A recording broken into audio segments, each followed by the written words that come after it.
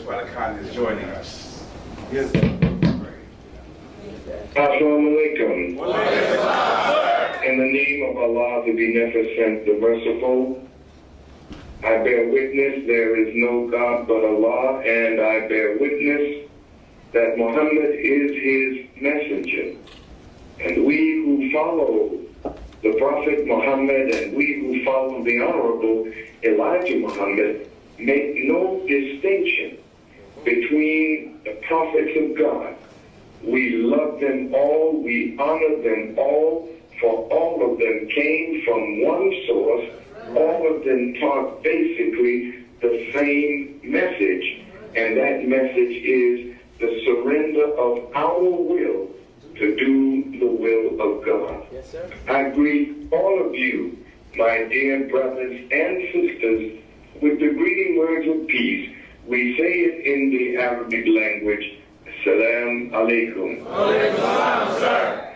To Brother Minister Willie, to the regional minister, Minister Robert Muhammad, and to Brother Minister Rahman Muhammad, to the laborers of the mosque, and to all of the pioneers, Brother Harold, to the visitors who are there, the representatives of Reverend Sun Young Moon, to the believers and followers of Imam Warifuddin Muhammad, and to the general community of New Orleans. What a great pleasure it is for me to have this opportunity to congratulate Minister Willie and the believers there on your great effort to restore, rebuild, and renew your mosque. You know, restoration, renewal is a great thing when you see what you have to do when a mighty storm, both divine and man-made, has destroyed your house. The effort to rebuild is a great effort that requires the sacrifice of many, the skill of many, the ingenuity of many, so that when you open your door, you not only have a new house with a new look, but you also hope to have a new people with a new outlook. That's right. That's right. Black people in America have been the victim of a divine and man-made storm that literally destroyed us as a people. It is written in the divine prophecies that Almighty God, Allah, would permit something like this to happen, that He might show His power in His ability to restore, to renew, and to resurrect a people that are considered by the prophets as mentally, morally, spiritually, economically, socially, and politically dead. When we go to a funeral parlor and we see one of our loved ones that has passed from this life, we see someone that used to walk among us, used to converse with us, someone that we were either inspired by, motivated by, and loved. But in death, all that we once knew of that person is stilled in the lifeless corpse that cannot move on its own. It did not put itself in the casket. Someone had to dress it. Someone had to do its hair. Someone had to shave it. Someone had to wash it. and to oil it and prepare it for burial.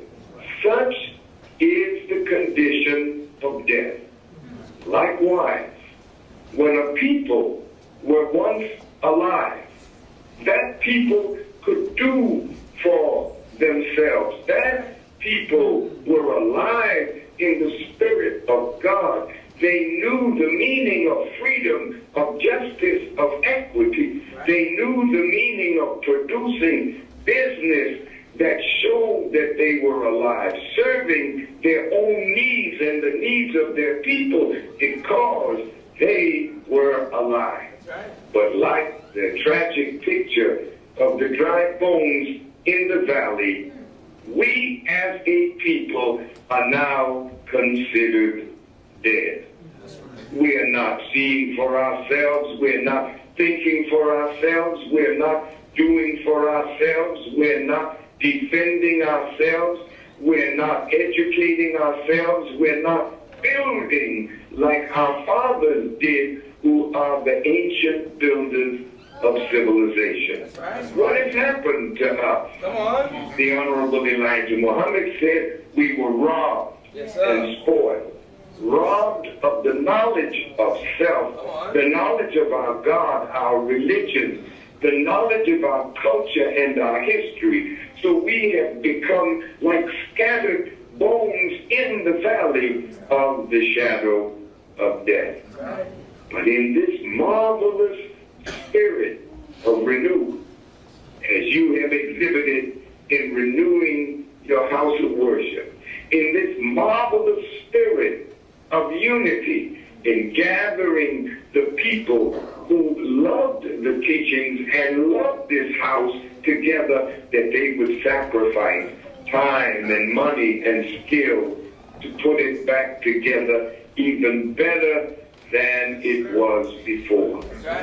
On this very day, we are preparing to see the inauguration of the 44th President of the United States of America.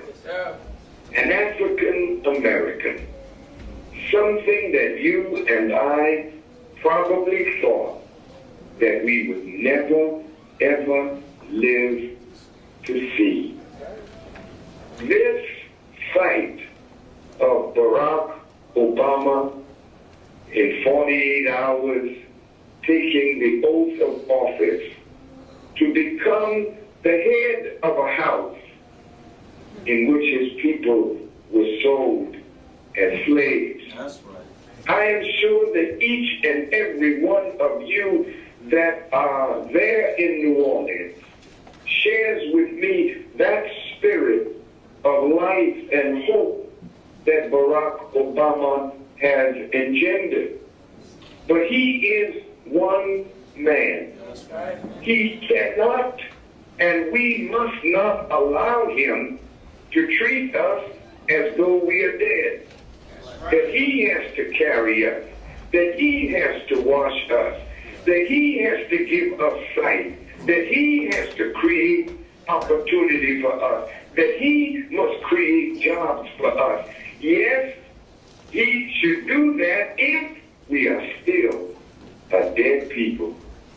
But if we are in fact alive, we applaud his rise, but now we must get up like a living people. That's right. That's right. And as you restore that little house that is your mosque, our people must be restored, resurrected, and made new.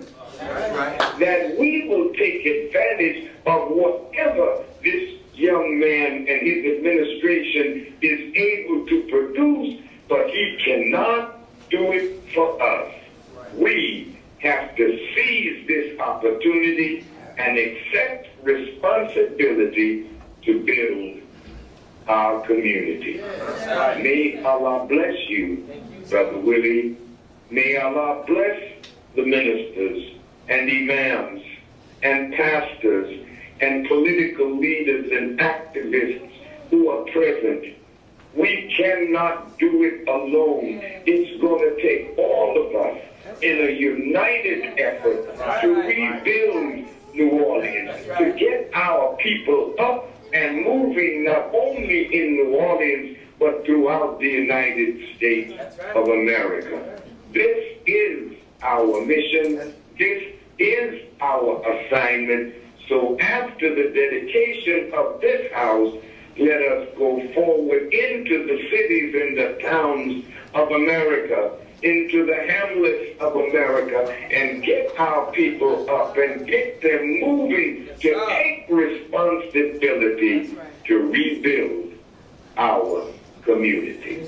Thank you for allowing me these few minutes, and may Allah's peace and his blessings be with all of you as we decide and make a commitment to accept the responsibility to build and rebuild our community. Thank you for listening as I greet you in peace. Assalamu alaikum.